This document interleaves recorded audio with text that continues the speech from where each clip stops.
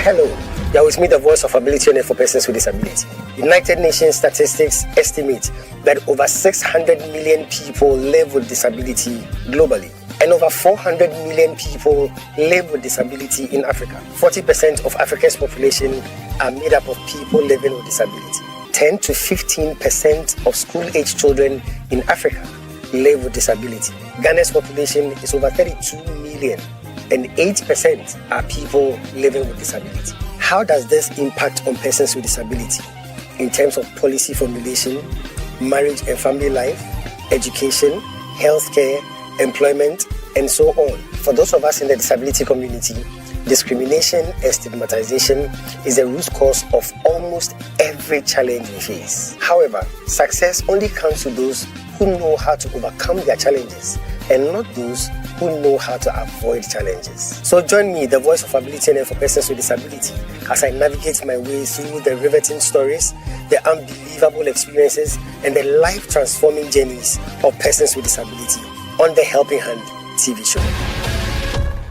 Hello and welcome to another exciting edition of the Helping Hand TV show, where we throw the spotlight on the abilities of persons with disability.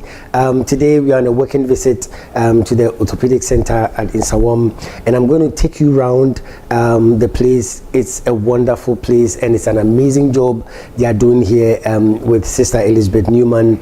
The people here are amazing. The children are fantastic. We've been to their workshop, we've been to their classrooms, we've seen the great work that is going on here. I know you are eager to see it. Let me go for a quick break. When I come back, I'll take you around what we saw, that we are so blessed and we are so amazed. We'll be right back. Stay tuned. We'll be right back.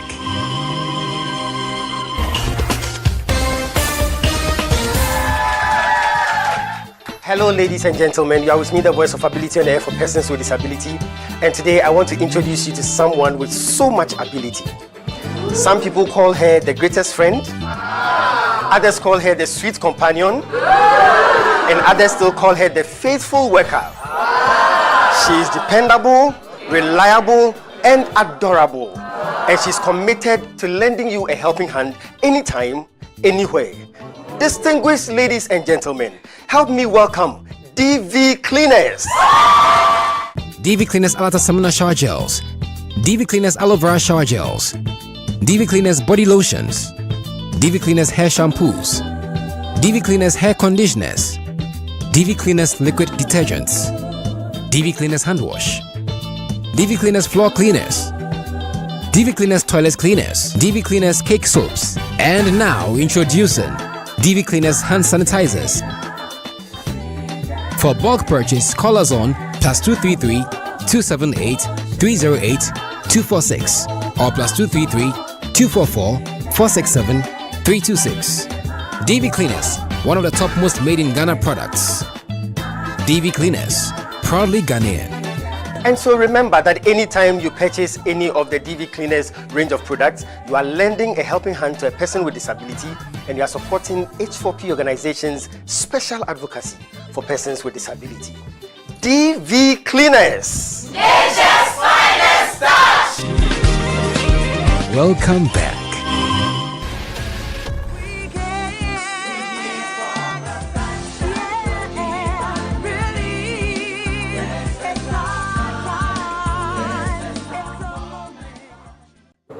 This is the prosthetic or limb department, in which we fabricate prosthesis. And the prosthesis is an artificial body part that replaces a missing body part. So here we do upper limb and lower limb prosthesis. So the upper limb prosthesis, we fabricate hands. And when it comes to the lower limb prosthesis, we fabricate artificial legs or artificial prosthesis. So this one, for example, this is a socket that I'm making for somebody who has been amputated below the knee. So we have three kinds of prosthesis that we do. Prosthesis above the knee, or prosthesis through the knee, and prosthesis below the knee. This is an example of a prosthesis for a patient who has been amputated below the knee. So that means that the anatomical knee is there, So the remaining part of the limb that is there, the person will fix it into this. Then the person will be able to use this device to work. Then we have, this is for someone who has been amputated above the knee. But since the person's cerebral limb is long, so if you're not careful, you see it to be an amputation through the knee, but it's above the knee. So that one, we have the socket. Then we have, because the normal knee has been amputated, so we have a prosthetic knee, then the pylon, and the foot. So I was going to ask the difference between this one and this one. This one is for a grown-up, this one is for the child. Ah, okay. Yeah. Okay. So this is the prosthetic. Oh, okay. Okay. Okay. So with something like this, if they are going to say wash down the bathroom, they have to remove it. Yeah, they have to remove it. Okay. When they are bathing, when they are sleeping, they have to remove it. Okay. But it seems normally people don't like people to notice that they have they're wearing something artificial. So when we finish making it, we cover it for it to look like a normal, normal human, like something like this. Okay. So the other one, this is the one we have just finished. But by the time the person leaves here, we'll cover it with leather and other materials for it to look something like this. Okay. But before we fabricate this, we also take measurements of the patient. So this is one that we are now going to work on. So this one, when we go to the modification room, we'll fill it with, we'll mix POP powder and pour it inside. When it becomes hard, then we'll cut the bandage off, and I will modify it. And when we finish modifying it, then we send it to the lamination room where we'll put other materials on it and come out with this. Okay. So this one, I'm going to cut it out, then I'll get the socket, something like this. Then I'll fix the pylon, that's the metal, this metal. This is called a pylon, so I'll fix the pylon and the foot on it. And then I'll give it to the patient, for the patients to wear. So the work you are doing here is phenomenal. I'm so amazed. But thank you so much for what you are doing. I have a lot of questions. I hope you don't mind. So first of all, when somebody wears, is there any side effects on the skin with what they are when they wear this? Are there any side effects? Have you heard any reports from the people who use it? Yes, sometimes there can be side effects, but normally what they complain is when they wear it for a long time, sometimes the limb shrinks. It becomes smaller than how it was before they started wearing it. And the advice we normally give them is when they wear it for some time, at least they should remove it for air to at least pass on the skin a bit. Otherwise, if they don't, and they always wear it, they end up getting some skin infections sometimes. So that are some of the things. So what would you advise? Like how many hours can they wear it non-stop? Let's say somebody's going to the office from morning 8 o'clock, will close by 5.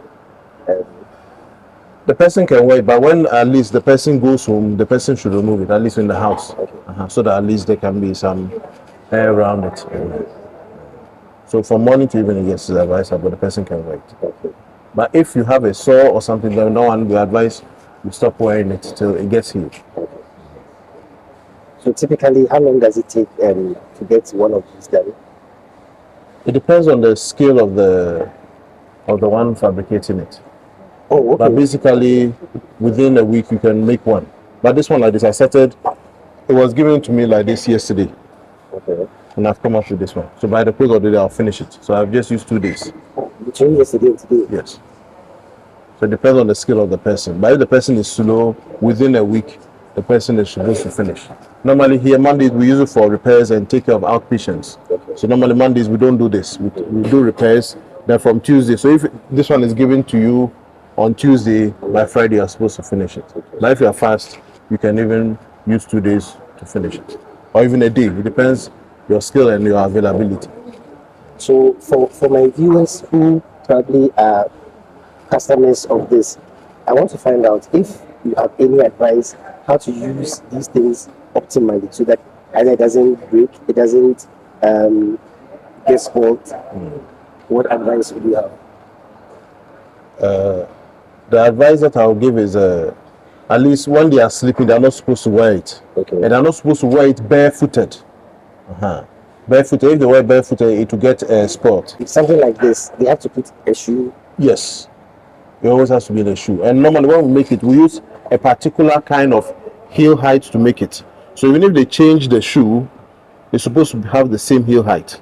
Okay. So if maybe we use 3 centimeters heel height, and you go and maybe wear 4 centimeters or 5 centimeters or even less, in a way it will also affect your way of walking, and gradually it will also spoil it. And also another thing that we advise is they should not be sending it to places like a place where it's wet, or to the farm and the rest. If you send it most of the time to the farm, we have to be aware so that we use materials that will be more stronger so that it can last for long.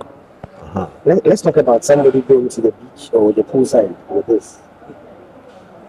It's not advisable that they wear it. It will spoil. Oh, really? Because once the water touches it, it will end up spilling the. It's actually one of the days they advise you not to send the leg. Yes. Salt water. Yes. Oh.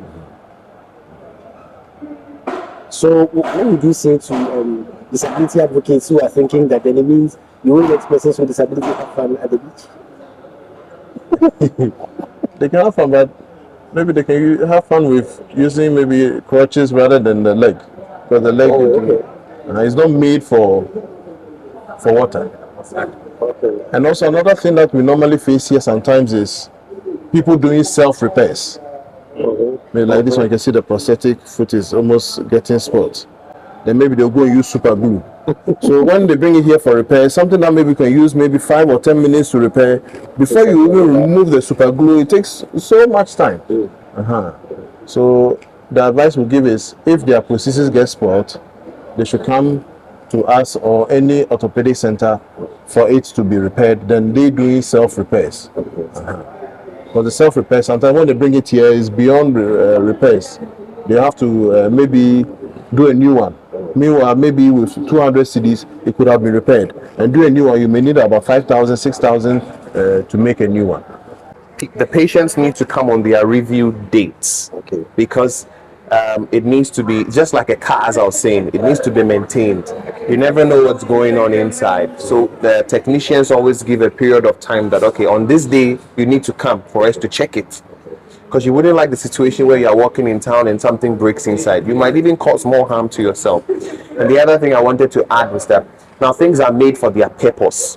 This one is made for walking purposes. There is one that will be made for running purposes. Yes, they have prosthetics for running. You never know, there might be one you can send into the water.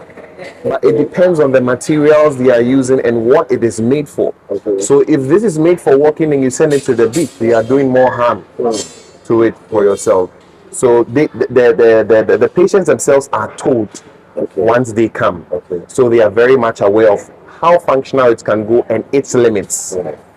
And that's how it's made. So if somebody will try to do their self-repairs and all that, is it because when they come, they have to be in a queue, and so they want to avoid all that, the hassle? Well, personally for me, with people that I have met who do self-repairs, what I realize is it comes to the issue of expenses.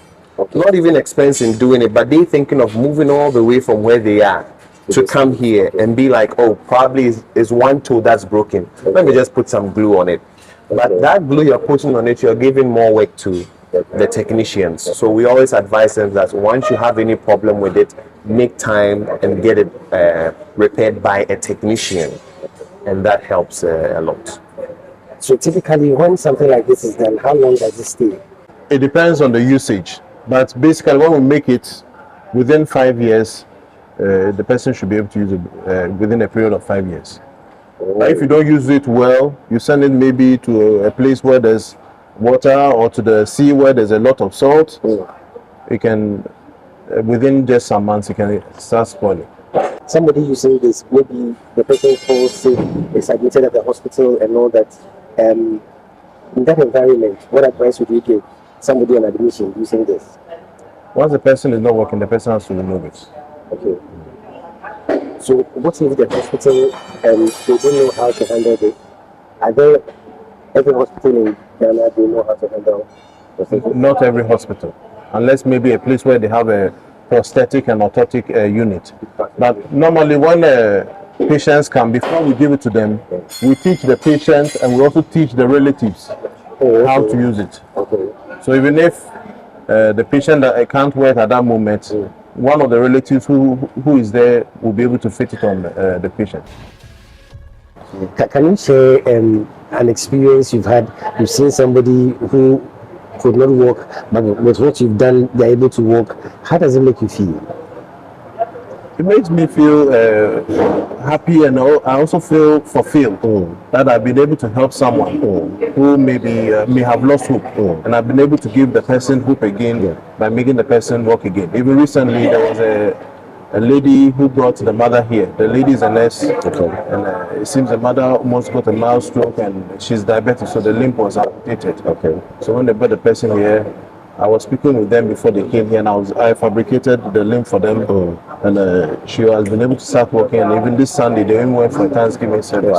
So in a way, I can say I feel happy. I feel fulfilled that I've been able to help somebody who is now able to walk again. Amazing. Thank you so much. Welcome. Thank you. We'll be right back.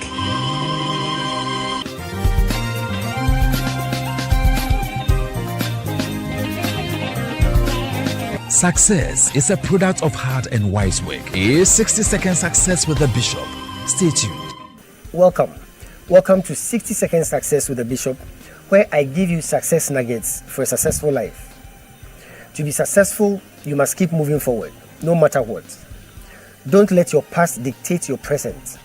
Neither allow your past to influence your future. If you would arrive safely on your success journey, you must learn not to live from your past. Your past victories are supposed to remain in your past, just as your past failures are supposed to remain in your past. Remember that it is so difficult moving forward whilst looking backwards. To be successful, you must strive to live from your passion and not from your past.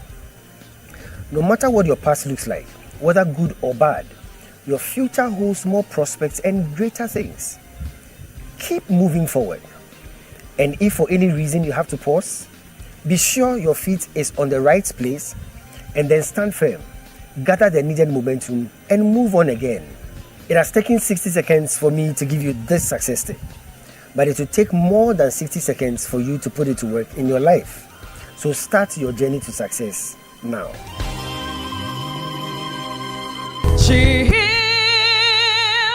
And I also welcome Bishop Dr. Charles to Kenya as well. Kindly extend H4P to Kenya. Your work is clearly seen, and your work is clearly seen, and your work is clearly seen. Thank you so much. May God bless you. May God bless H4P. Thank you. I know at H4P we are proudly Ghanaian. Proudly Ghanaian. And I borrow from Kwame Nkrumah, our founder, when he says that the independence of Ghana is meaningless except it is connected, it's tied to the independence of other African nations. So we cannot stay only in Ghana as H4P, doing what we can do in Ghana, but we spread our tentacles to the rest of Africa and even outside Africa, because we believe that to build a disability community that has dignity, it has to go all over, right? Definitely. So this is why we do this show, to bring dignity to disability, to bring hope to those who are hopeless. So all those who contribute to H4P through our mobile money system, thank you so much for helping us do this job. God richly bless you. If you are not yet part of those who help H4P through the mobile money system, I think it's time for you to decide to be a help to the Helping Hand TV show. You can also support H4P in bringing dignity to disability. Give today via our MTN mobile money on +233 596 313 338. The name is H4P. You can also send your donations via bank transfer. Fidelity Bank Ghana Limited, Rich Towers Branch, Accra, Ghana. Account name is H4P Helping Hand Project Fund. The account number is 20900 308 70805. You can also visit our website H4P Organization.org for more information. Thank you, and God richly bless you. H4P, bringing dignity to disability. H4P. Perfection is our passion. Welcome back. So these are the machines that are doing 7,400 people's jobs in Ghana. I can tell you some of them are way older than I am. Yes, but they function beautifully.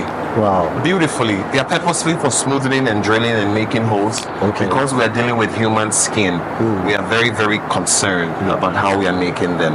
And these machines are doing the job. So we have to keep them running. And we have more machines in, more people are going to be served. And that's how, so we keep them very, very clean and well maintained as well. Deborah, please do me the honors. Tell us what's going on here. Okay, this is a transfemoral cast. Transfemoral meaning it's through the femur bone. Okay. So we measure the person using POP bandages. Okay. Then after that we remove it. You get a hollow shape. You have to fill it with POP powder. Okay. You mix it with water to get a moisture, then you fill it. You wait for it to settle for like 20 to 30 minutes. You will get this shape. Then after that, you use the measurement gotten from the person to work on it to get the shape. This is a cast. This is a positive cast. Okay. Or a positive mode. The one you use the POP bandage for is for negative cast. Okay. Yeah. So I'm looking at these things. Oh, okay. So after getting the measurement, we have to laminate. Okay.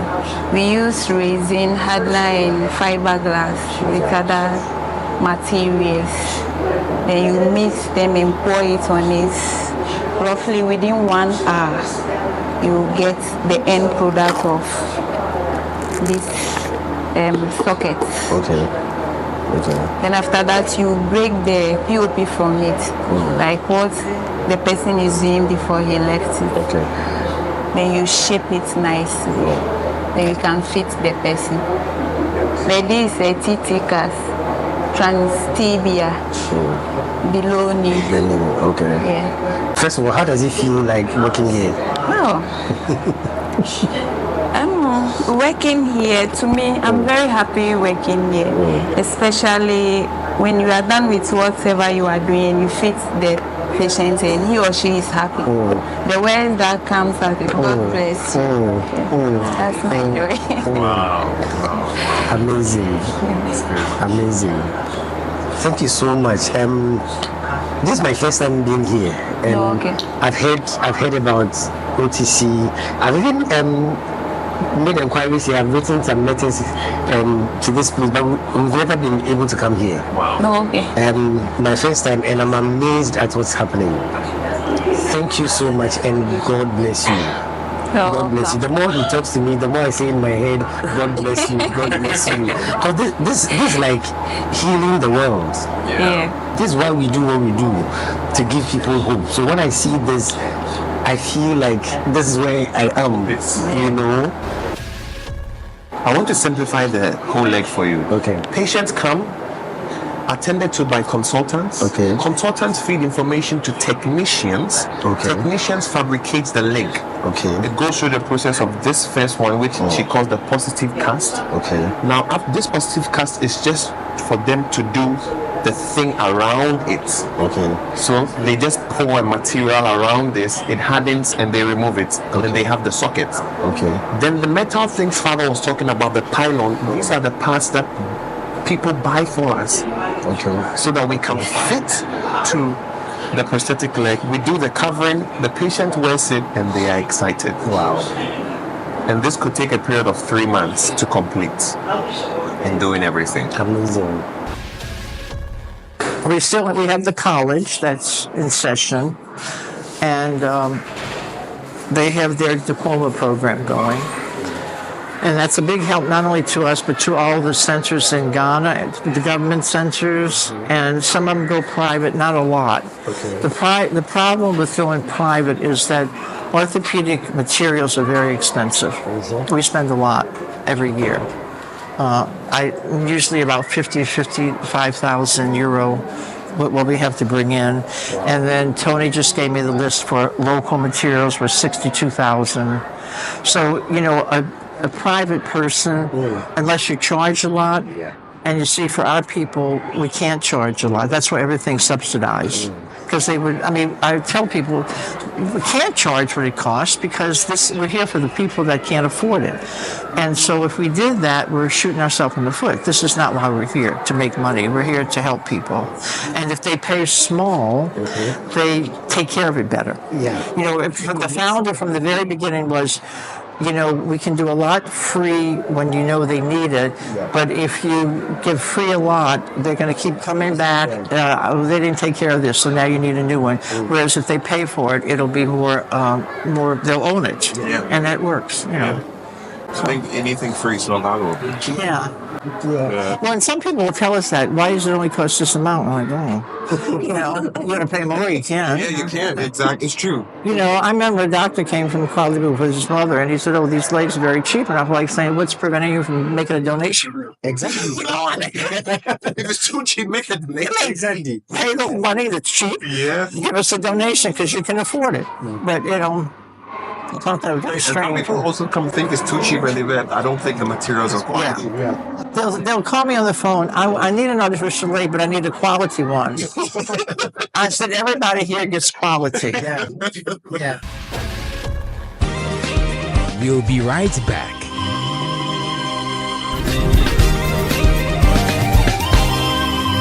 It's the music segment on the Helping Hand TV show.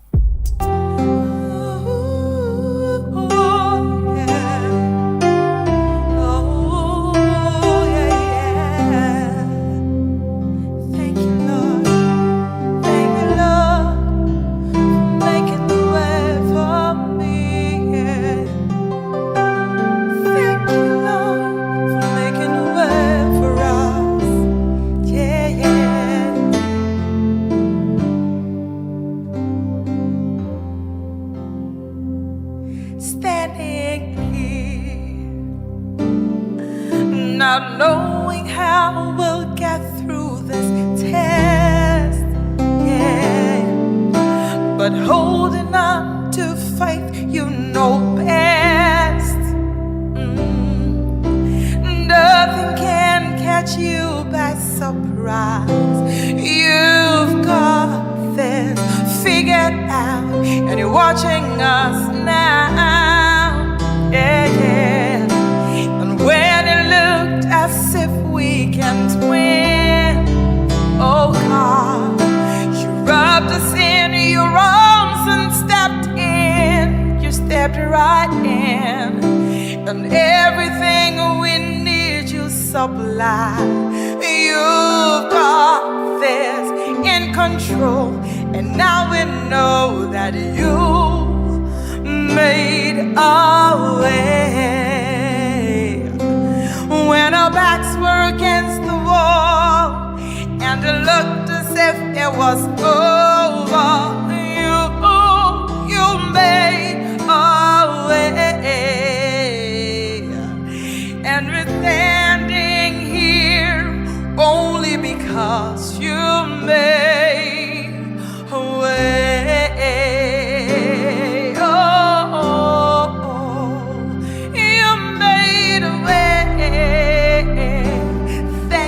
Lord, now we're here, looking back on where we've come from, oh God, because of you and nothing we've done, to deserve the love and mercy you've shown. Your grace was strong enough to lift us up, and you made our way. When our backs were against the wall and it looked as if it was over, you made our way. And we're standing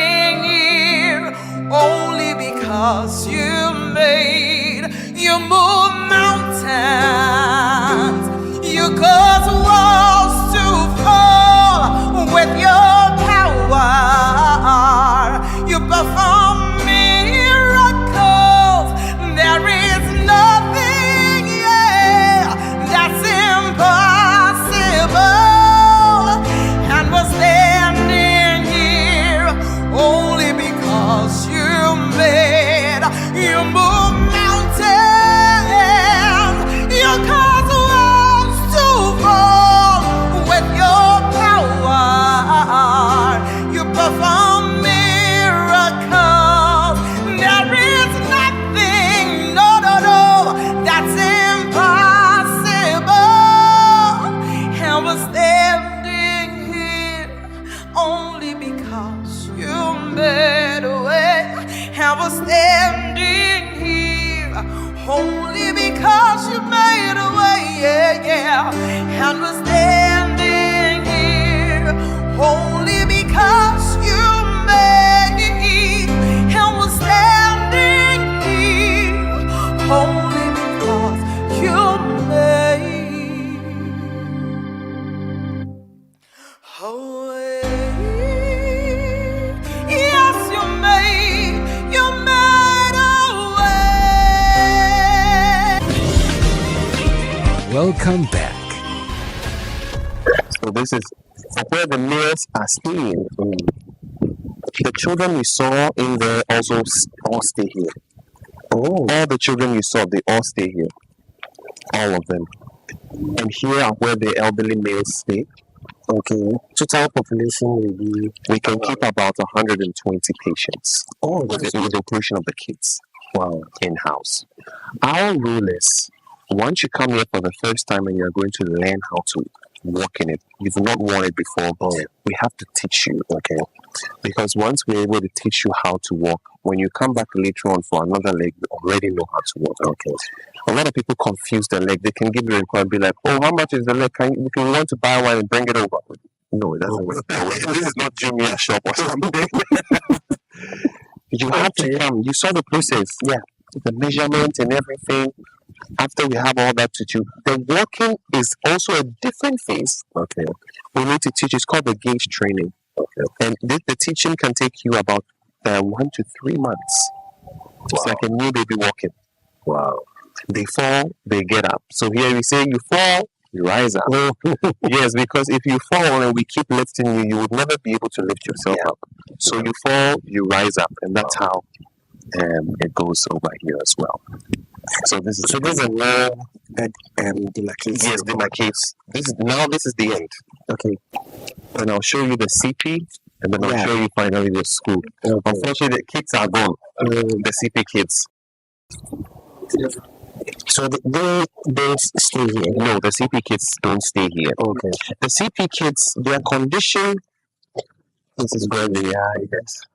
Their condition, they need a lot of attention from their parents. And they need a lot of home therapy. Okay. Because if you don't do that, and they just stay here, the day they reintegrate them back with their parents, the parents don't know exactly what to do. Yeah. So you have to get them with their parents for a period of time. Okay. Then the parents are also doing some home therapy, and then they tend to appreciate the kids more with their development. Do the parents come here to learn their therapy? Yes, we teach them. Okay. And with all the kids here, it was out of the community visiting. So we found them. Okay. Because we needed parents who were committed. Committed as in if you show them some home therapies, they will do it. Okay. Because once we are done with our therapy here, they also have to continue at home. Okay. And the main idea for having this is because when we checked our annual statistics, we realized there's a rise in cerebral palsy cases. And we were like, how can we start tackling it? Well, to do that, let's look around us. So we started walking around in Nsawam. We found a number of kids. We had about 52 cases. Wow. And then out of them, we selected 7. Okay. The good thing is we've mainstreamed 4 children to school. Okay. They are functional, fine motor skills, move, good neck support. Wow. But this doesn't take a month or 2. This is constant therapy, which can happen for about 48 months. We're talking about constant therapy. Wow. Yes, if you don't do it constant, they go back. Okay. So it's constant therapy, and we've been able to mainstream 4 of them into normal schools. Wow. So when we get to the schools, we give them a pre-therapy session of where the child started from and where the child is now. And they tend to appreciate it.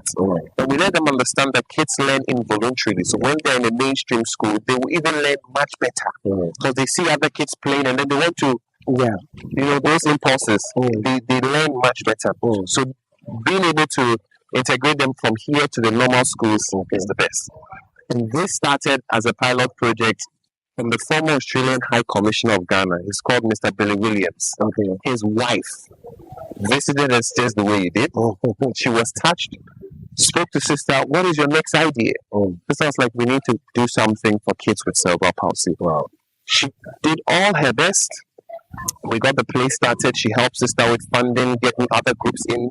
We had the place done, and before this place was commissioned, she never lived to see it. She died of a brain cancer.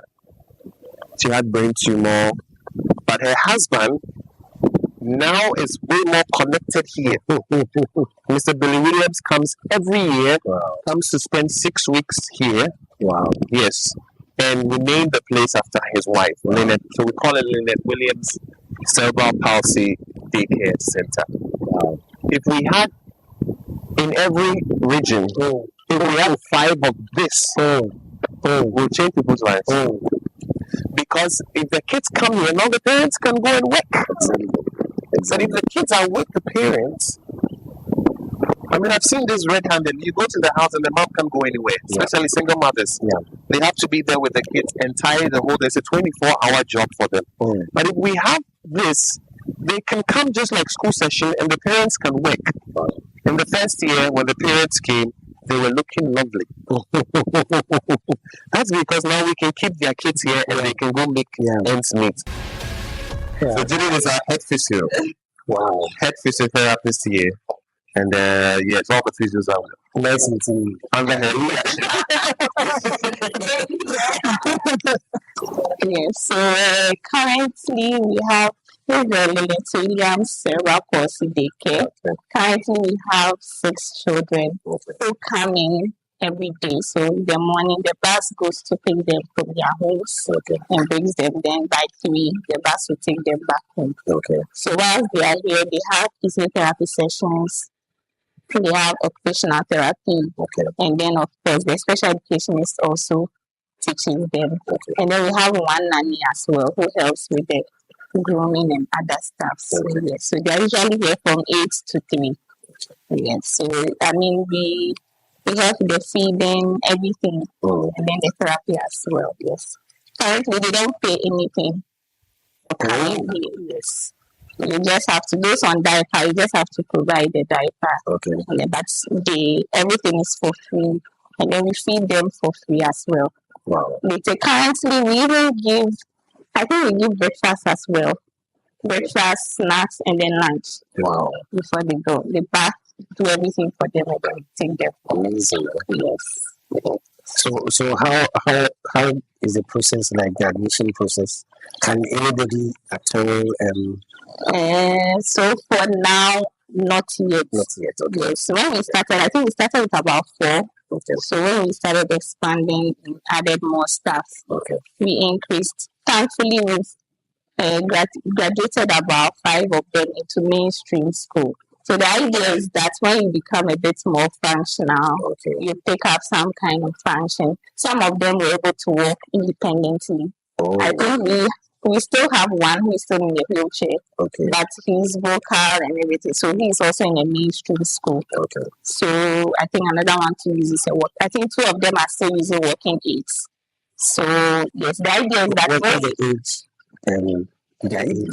I think now the eldest here is 14, and the lowest is about 6 years. Yes. So basically that. So we've had some of them come to. Yes. So currently we are 6. We are just adding 2 more to make it 8, and then we'll stop there. But if these are kids we have worked with for some time. Some of them come for therapy on APD basis. So we build a bond. We even go to their homes. We want to know where you live, know everything about you. We are sure you're not coming. Leave your child here, they will not see you again. So most of them, we started the relationship so many months, even some of them years before they joined. And finally is the school. Okay. This is the school. Okay. So you see the name, it's named after the founder, Brother Tarsicius Viralta. So it's Brother Tarsicius the 7th and Orthopedic Training College. It's affiliated to KNUST. Okay. It's a 3-year course, higher national diploma. So we are certified by KNUST. Oh, good. Yes. And the workshop is full of them now. Currently, we are the only professional institution in the whole of Ghana who is doing this. Wow. Yes. And we only take 15 students in a class. Wow. Only 15 students. So how many classes do you have? It's 3. From year 1 to year 3. Then they graduate. And then we have exchange courses, I think, in Sydney and in Germany. So those who want to pursue their higher degree, go to Sydney or Germany to go and pursue their degree. Thank God now we have we call something ISPO certification. It's like a chartered accountant certification, international standard, and that is DS. Okay. So you can work anywhere in the world. Anywhere in the world you can work. We have lecturers who come from outside to tutor them. So it's a very good course that is going to go. Do you accommodate them too? Yes, all the students are accommodated. Wow. Yes, they have their rooms in here. And I can tell you there's a lot of people, brilliant but needy students that we're helping in there, and physically challenged ones in there that are also being supported. Yeah. You can see the pictures in there. There's a number of Bible. It started in 2012. Okay. Yes. Australian High Commissioner Gassim together helped us start it. Wow. So the center is under the Christian Health Association of Ghana. Okay. CHAG. I think it's under the Ministry of Health. Okay. So that's how we operate. Hello, wonderful people, H4P people out there. My name is Mr. Asante. I'm the public relations person here at the Orthopedic Training Center. And today we are so happy and glad to have Bishop Hackman himself here with us. After we went over to receive Sister Wenda as a chairperson. And she was surprised to receive a wonderful award. And today, we have Bishop Hackman here with us to visit our center. We are very delighted to have him here, and we hope you have a wonderful experience with him as well. Thank you very much. Thank you so much. Thank you, Bishop. Thank you. Thank you. Thank you so much for staying with me, the voice of ability and persons with disability. This has been your favorite show, the Helping Hand TV show. This all time would allow us, but so far it's been amazing, the great job, the great work that is going on here. We thank God for people like this. We thank God for those who are pushing the disability fraternity forward. God bless everybody here, and anything you can do to help, anything you can do to support, reach out to them. We'll be scrolling their numbers on the screen, so you can always contact them and reach out to them. Thank you so much. But before I go, let me say big thank you to Devian Limited Company Limited and FCC, Fire City Chapel, my proud sponsors. And special thanks to all those who contribute to H4P through the mobile money system. Thank you so much. If you are not as yet part of those who contribute to H4P, kindly, prayerfully consider doing so, so that we can reach out to more people and do more. God richly bless you. Well, I'll come your way again, same time next week. Until then, remember, disability is not inability. Take care of yourselves, and God richly bless you.